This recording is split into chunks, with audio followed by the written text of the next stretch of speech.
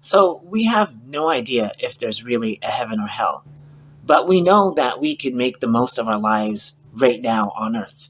You could have hell on earth or heaven on earth, but you determine that, right?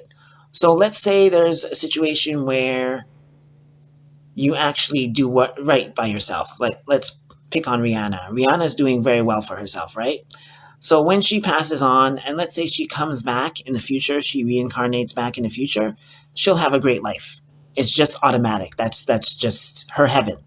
So every time she dies, she comes back, she always does well for herself. Unless some period in her life she does something wrong and it brings her down a peg.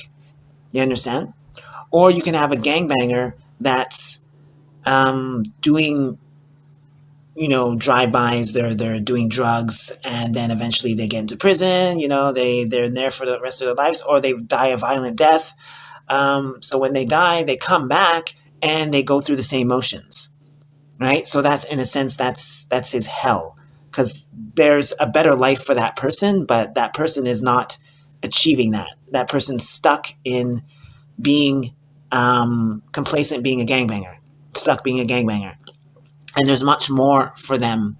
So that's their hell. Their hell is to die a violent death or to be in prison all the time. So every time they reincarnate, it's the same game that they play. Unless some period in their reincarnation, they change their life and they better their life.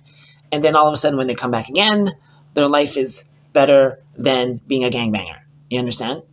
So that's what I think like heaven and hell would be if we do come back and reincarnate. We're going to repeat the same thing that we did before.